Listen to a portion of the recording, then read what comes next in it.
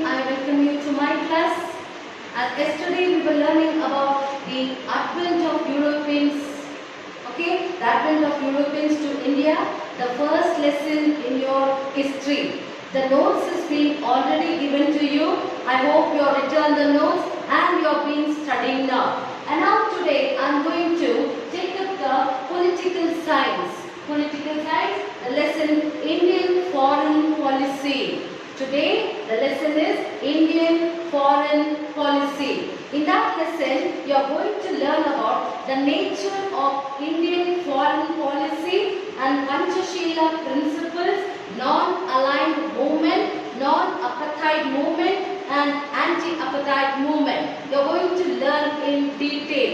So first of all you should know what is a foreign policy. What is a foreign policy? A foreign policy is nothing but a set of pre-established strategies designed and implemented systematically to manage a country's relationship to another country. It is drafted by government. It is drafted to the government to make interaction affair advocately. It is being interact to keep up peace with other countries, to have partly relationship with other countries. Okay, it is a government strategy is dealing with other nations. That is only foreign policy. Okay, now I go to the lesson. That is a study of how different countries interact with each other. Type of relationship they strive to maintain is needed. Just an individual cannot live isolated. Do you know that? Can you live isolated? Suppose if I live you in a special room that is isolated without no friends, no mobile, nobody to talk to you, then how you will feel? You will feel isolated. You cannot be happy. So, same way, the country also is interdependent. Country cannot be isolated. A country is also dependent on each other. As every country have its own foreign policy to regulate its interaction with other countries. Out of 200 countries,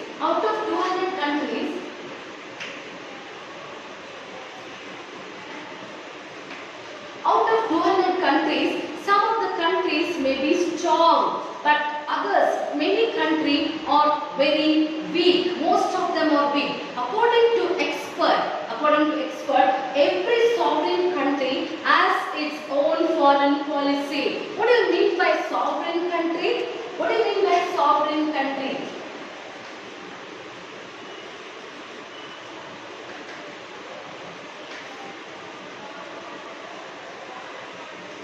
A sovereign country is that country which is not under any other country's control. It is not under any of the country's control. It is independent. Okay? That is only sovereign. So India is a sovereign democratic country. So it is an important point, very important point to be noted down. That is, India has its own foreign policy. Before independence and after independence also, it is having its own foreign policy. So India has been considered as one of the major countries of the world. India is considered as one of the major countries of the world in respect to population, natural resources, military, intellectual and industrialized capacities. India is one of the few countries in the world who pursue their own foreign policy. So now I am going to tell what are the aims of Indian foreign policy. India has its own foreign policy, that is national security. Firstly, national security. Second one, enriching national economy. It is enriching. It wanted to increase the national economy. Thirdly, spreading the cultural richness of our country in other countries. It wanted to spread out. It wanted to spread out the cultural richness. As you all know, India is a wealthiest country. Okay, so it images of a country in other countries. Next, by increasing the number of friendly countries, it wants to take up friendship with many countries and check the power of enemy countries. It has to check the power. How many enemy countries are there for our country, that is India. And moreover, it wanted to have more friendly countries. And next, achieving world peace and coexistence. They always, as you all know, India is a peace-loving country. India is a peace-loving country and coexistence. Okay? Next, in the radio speech of September 7, 1946, there is Jawaharlal Nehru outlined the foreign policy of India in a general meeting. Okay, the aspect gave an indication of the foreign relationship India is going to have with other countries.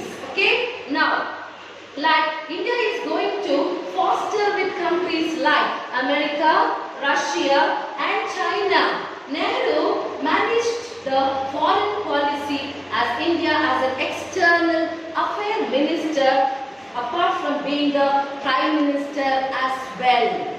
Okay, now hence many times various international and national issues have influenced the foreign policy of India. Issues like national interest, geographical interest, political situation, economic interest and military issues. Public opinion is very, very important. Now next I am coming to the basic aspects of India's foreign policy. First we'll talk about Panchashila principles. First it is the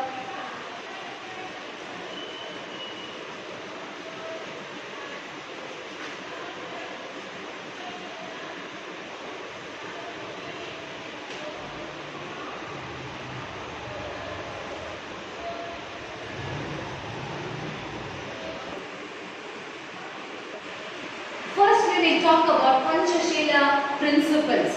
Though countries have their own social, political, economical and cultural systems, they have always tried to foster healthy relationship with other countries. Okay, based on the similar lines, in 1954, both India and China accepted this Panchashila. This signed on 29th of April 1954. This pact was signed to kickstart a diplomatic channel on a positive note and to respect each other's national integrity. This was signed by Jawaharlal Nehru, then the Prime Minister of India, and Zhou Enlai of the Prime Minister of China. The following are the principles, the five principles. The five principles, that is respecting each other country's sovereignty and regional interest. Secondly, non-invasion of other country. Thirdly, non-interference in each other's national interest. Fourthly, mutual cooperation and respect. Fifthly, peaceful coexistence. Okay, these are all the five principles of the Panchashila. Can I repeat it once again? Yes, it is respecting each other's sovereignty and non-interference in others' internal issues. Then non-invasion of others. Then next it is peaceful coexistence. All the five principles have been directed in the Panchashila principles. Okay, so these are the basic building blocks of Indian foreign policy. It was signed in the year, that is, it was signed in the year 1954. 1954. It was signed in the year 1954 by Nehru and the China president, that is Zhou Enlai. Okay, to take up the friendly cooperation, friendly relationship. Okay, it was a pact signed by these two. Okay, it is a diplomat channel on a positive note. Okay, positive note and to respect each other national integrity. Okay, and now next I am coming to non-alignment movement. What is non-alignment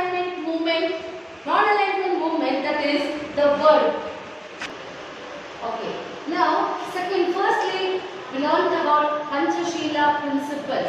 And now secondly, it is non-aligned movement. Non-aligned movement. The world was divided into two blocks after the end of Second World War. The democratic countries came under USA and the communist countries came under USSR. Understood? The democratic countries came under USA and the communist countries came under USSR.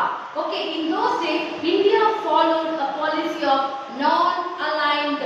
Non-aligned. What do you mean by non-aligned? Non-alignment, if a country is not aligned or does not support or depend on any other powerful country or countries, that means it is said to be non-aligned. So India was one among them. It was opposed, so non-aligned to either of the blocks. It was not supporting or not dependent on either of the blocks. It was successful in commanding the faith. It was successfully having the friendship between these two countries, USA and USSR. Okay, and secured military support from USSR and secured financial support from USA. India, it secured from USA financially as well as military aid from USSR. Okay, even it also international. It dealt with every international and even independently. It was not dependent on any other country. India was independent. It was independently, and the credit of creating an independent policy of being non-aligned and making it part of the foreign policies goes to India. Then after Nehru, the Prime Minister Lal Bahadur Shastri, Indira Gandhi followed the principle of non-aligned movement. Followed the non-aligned movement. They also did not have any support from any of the country. The wars ended in 1965 and 1971 with Pakistan were guided by the policy. Later Prime Minister Atal Bihari Vajpayee tried to reform our foreign policy and tried to have better relationship with Pakistan. This is about non-aligned movement. Non-aligned movement, India was not dependent on any other powerful country or countries. It was neutral. It secured the financial support from USA and the military support from USSR. It was having faith in establishing friendship with both the countries. Okay? Okay children, the first one was the Panchashila principle. Second one was second one is the non-alignment movement, and third it is the anti-imperialism. What do I mean by imperialism? Non-imperialism. Imperialism means use of military force or other means.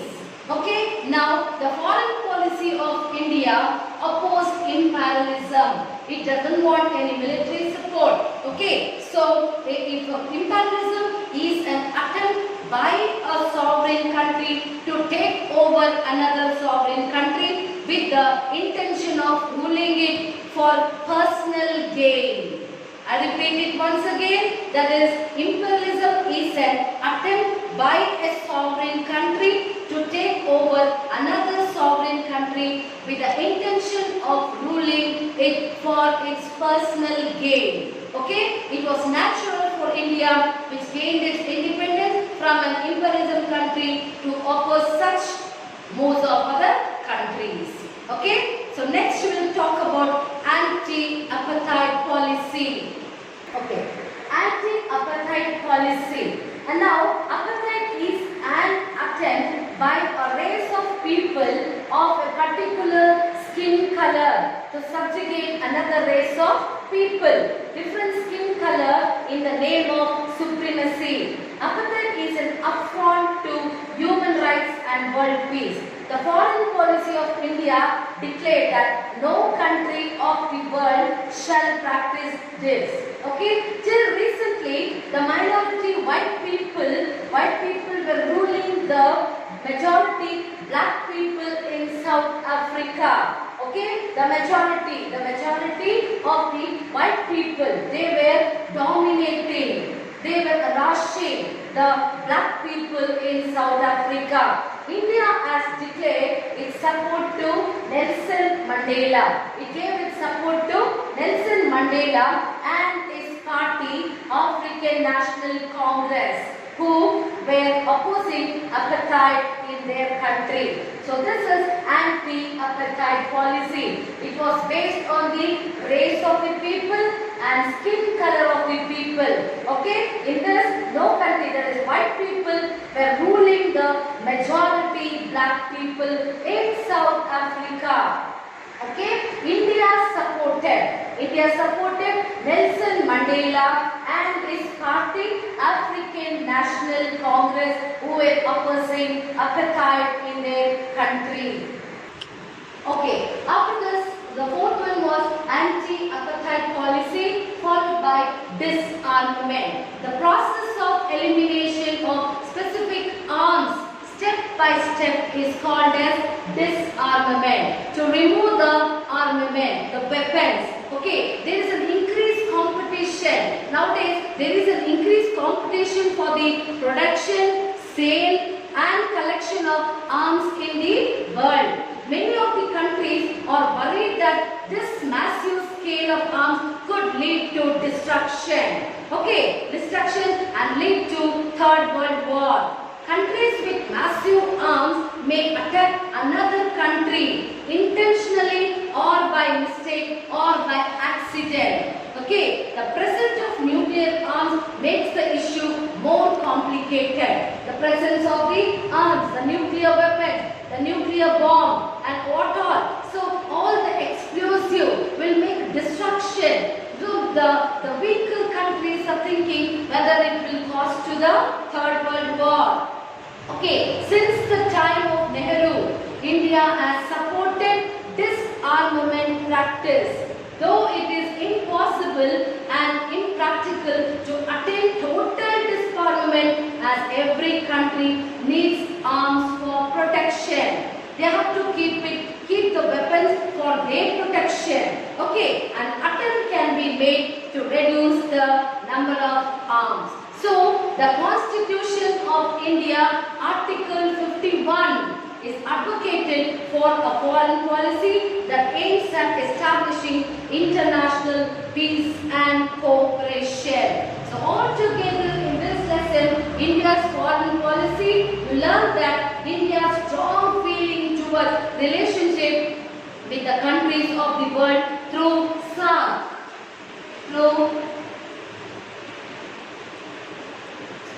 South and common as well. So moreover, India has become one of the major member of UNO. So India is a peace-loving country. It was having cordial relationship with other country. So it was having its own foreign policy. It was independent. It's a sovereign country. It was not under the control of any other country. So Panchashila was signed between the Prime Minister of India, that is Jawaharlal Nehru, and the then Prime Minister of China, that is Zhou Enlai, in 1954. So children, now I hope you understood about the nature of Indian foreign policy and Panchashila principles, non-aligned movement, disarmament and anti-apartheid policy. I will be sending you the notes, children. You just copy the notes. I will be sending the second lesson notes to you. You will copy the notes and start learning. You have to write your notes in a neat writing. The writing should be neat, and I will check your notes. You will have to send your notes to my WhatsApp number. Okay children? And if you have any doubt, you could just ask me. I will clarify your doubts. Okay? So next I will be starting with the geography lesson. Okay? So write the notes, study well, don't waste your time, be home, be safe. Okay? Don't trouble your parents. Thank you.